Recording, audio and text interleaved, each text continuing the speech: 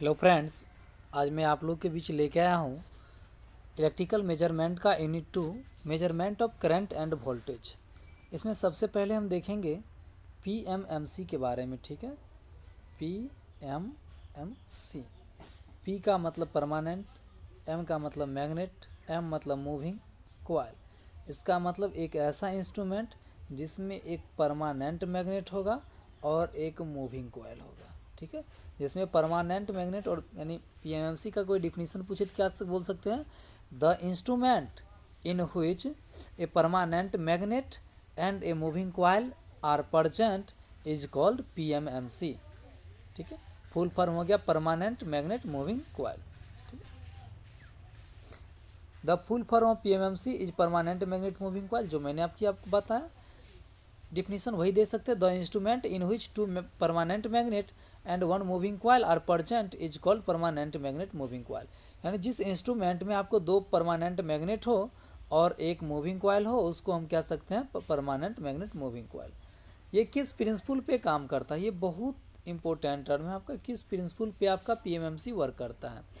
तो ये जिस उस प्रिंसिपल को हम देखते हैं, कहता है व्हेन करंट कैरिंग कंडक्टर, जब कोई current carrying conductor is placed between the magnetic field of permanent magnet, यानी जब कोई करंट कैरिंग कंडक्टर को परमानेंट मैग्नेट के मैग्नेटिक फील्ड में रखा जाता है, देन तब a torque is exert in the coil, तब कॉइल में एक टॉर्क उत्पन्न होता है। ठीक है, यानी जब किसी करंट कैरिंग कंडक्टर को किसी परमानेंट मैग्नेट के मैग्नेटिक फील्ड में रखा जाता है तो उसमें एक टॉर्क उत्पन्न होता है, और इसी सिद्धांत पे पीएमएमसी आपका वर्क करता है। अब हम लोग देखेंगे कंस्ट्रक्शन ऑफ पीएमएमसी। कहता it consist two permanent magnet N and S. It also consist a rectangular former of aluminium on which coil is wound. मतलब ये दो परमानेंट मैग्नेट एन और एस शामिल करता है, और इट ऑल्सो कॉन्सिस्ट, ये ऑल्सो शामिल करता है एक रेक्टेंगुलर फॉर्मर होता है जिसके ऊपर हम लोग वाइंडिंग करते हैं, और रेक्टेंगुलर फॉर्मर जो होता है वो एल्युमिनियम का बना हुआ होता है। अभी आप थ्योरी बताते हैं, फिर उसको फिगर में हम आपको समझाएंगे। ठीक है, कहता it also consist a spindle is also connected and a pointer is connected to the spindle. इसी से एक फॉर्मर से ही एक स्पिंडल जुड़ा हुआ होता है, और स्पिंडल से एक पॉइंटर जुड़ा हुआ होता है जो स्केल के ऊपर मूव करता है। और आपका स्पिंडल जो होता है वो बियरिंग के ऊपर माउंटेड रहता है। इसमें दो स्प्रिंग भी होता है, two spring S1 and S2 also connected in series. दो स्प्रिंग जो होता है S1 और S2 वो कॉइल के साथ सीरीज में कनेक्ट होता है to control the deflecting torque. और जानते हैं कंट्रोल स्प्रिंग का यूज क्यों करते हैं? कंट्रोलिंग टॉर्क के लिए, यानी डिफ्लेक्टिंग टॉर्क को कंट्रोल करने के लिए, या टू प्रोवाइड कंट्रोलिंग टॉर्क कहिए या टू कंट्रोल डिफ्लेक्टिंग टॉर्क कहिए। ए डीसी वोल्टेज सोर्स भी is also connected to supply the circuit. आपका पीएमएमसी जो है ओनली डीसी सप्लाई पे वर्क करता है, इसलिए एक डीसी वोल्टेज सोर्स भी कनेक्ट किया जाता है इसके सर्किट से। अब इसको हम आपको फिगर से समझाते हैं। आप देख रहे हैं इस फिगर में, ये आपका एक परमानेंट मैग्नेट एन है और दूसरा परमानेंट मैग्नेट ये आपका एस है। ठीक है, एन और एस। इसके बीच में देखिए एक ये रेक्टेंगल के आकार का एक फॉर्मर है जो एल्युमिनियम का बना हुआ होता है, और इस पे वाइंडिंग किया हुआ रहता है। देख रहे हैं इसी फॉर्मर से होके आपका एक स्पिंडल गया रहता है, और स्पिंडल के ऊपर नीचे दोनों बियरिंग लगा हुआ रहता है। ठीक है, ताकि वो फ्री पथ उसको प्रदान करे घूमने के लिए। इसी स्पिंडल से एक आपका पॉइंटर जुड़ा हुआ है जो स्केल के ऊपर क्या करता है? मूव करता है। ठीक है, और देखिए एक यहाँ पे स्प्रिंग है, एक S1 और एक स्प्रिंग है ये S2। ये दोनों जो है कॉइल के साथ देख रहे हैं सीरीज में जुड़ा हुआ है, इस तरह का कनेक्शन क्या सीरीज में, और इसको सप्लाई देने के लिए एक डीसी वोल्टेज सोर्स भी जुड़ा हुआ है। ठीक है, तो अब देखते हैं इसका वर्किंग में पहले यहीं पे समझ लीजिए, उसके बाद थ्योरेटिकल हम बताते हैं। देखिए आपका ये जो कॉइल है, आपका रेक्टेंगुलर कॉइल, ये परमानेंट मैग्नेट एन और एस के बीच में रखा हुआ है। इसके चारों ओर क्या होगा? एक मैग्नेटिक फील्ड बनेगा। इस परमानेंट मैग्नेट के चारों ओर मैग्नेटिक फील्ड होगा। इस मैग्नेटिक फील्ड को जब ये करंट कैरिंग कंडक्टर, ठीक है, जब इससे हम सप्लाई देंगे तो कॉइल से करंट पास करेगा, तो हाँ, तो ये करंट कैरिंग कंडक्टर बन जाता है।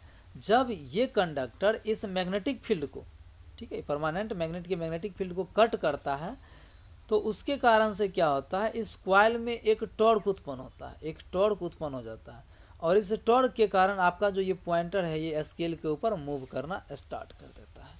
देखते हैं working.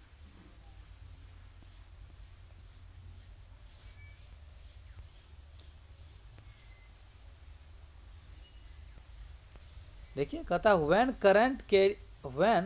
Current is pass through the coil, जब कॉइल से होकर करंट पास किया जाता है, then a deflecting torque occur in the coil, तब कॉइल में एक डिफ्लेक्टिंग टॉर्क उत्पन्न होता है, due to they placed in the magnetic field, क्योंकि वो परमानेंट मैग्नेट के मैग्नेटिक फील्ड में रखे हुए होते हैं, ठीक है।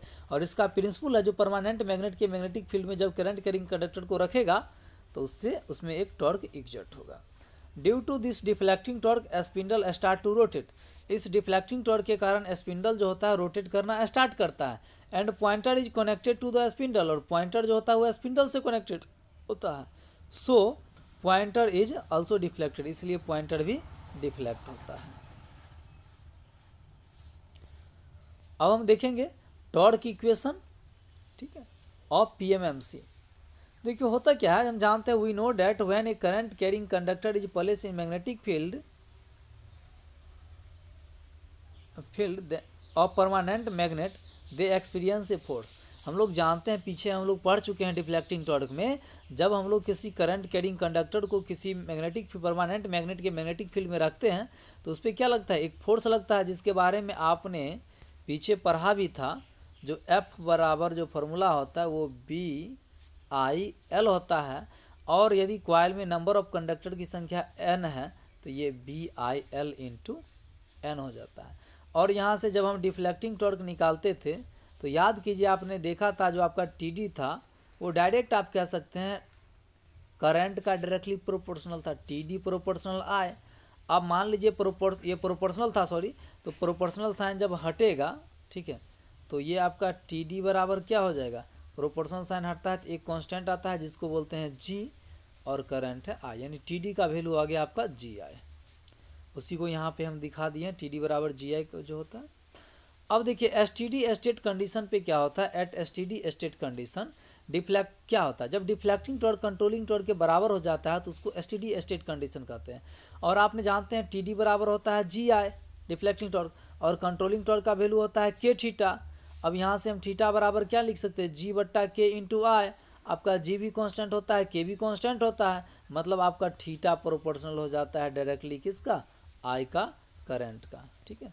यानी आप कह सकते हैं थीटा प्रोपोर्शनल I, यानी करंट जितना ज़्यादा बढ़ेगा थीटा उतना ही ज़्यादा बढ़ेगा। Thus theta is directly proportional to current, theta का मतलब डिफ्लेक्शन, करंट जितना ज़्यादा पास करेंगे उतना ही ज़्यादा डिफ्लेक्शन होगा। ये ओनली DC सप्लाई पे वर्क करता है, AC पे नहीं। हम लोग कुछ फीचर देखते हैं PMMC का, क्या क्या फीचर होता है, ठीक है। तो फीचर्स ऑफ PMMC, इसका जो स्केल होता है वो लीनियर होता है, चूँकि आपने देखा है थीटा प्रोपोर्शनल है I, मतलब थीटा को आप Y एक्सिस पे लीजिए और I को आप X एक्सिस पे ले रहे हैं, ठीक है।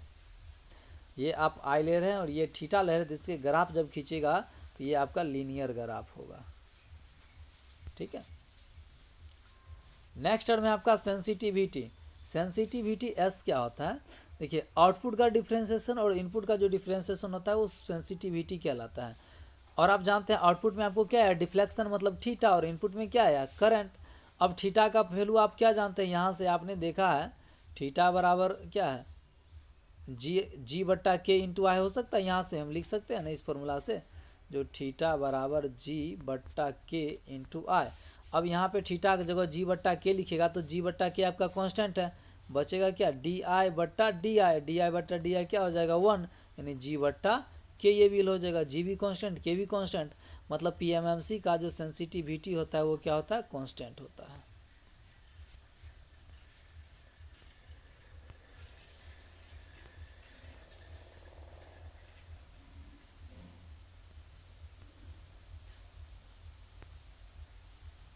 इसमें स्प्रिंग कंट्रोल टेक्निक लगता है, ठीक है, जिस कंट्रोलिंग टॉर्क प्रोवाइड करने के लिए।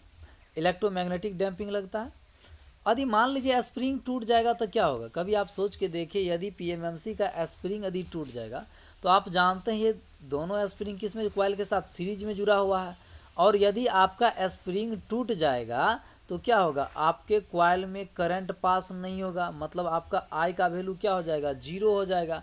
और आप जानते हैं थीटा प्रोपोर्शनल आई होता है, और जब आई आपका जीरो है मतलब थीटा की भी क्या हो जाएगा, जीरो हो जाएगा, और थीटा जीरो हो जाएगा मतलब क्या, पॉइंटर जो है वो जीरो वैल्यू आपका शो करेगा।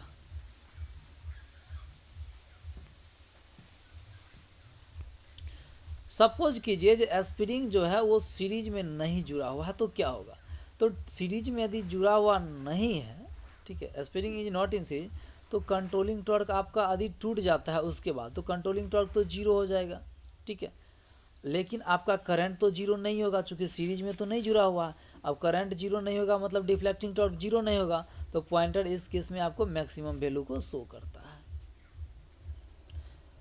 सिर्फ पीएमएमसी में स्प्रिंग सीरीज में जुड़ा हुआ होता है, बाकी और किसी इंस्ट्रूमेंट में नहीं।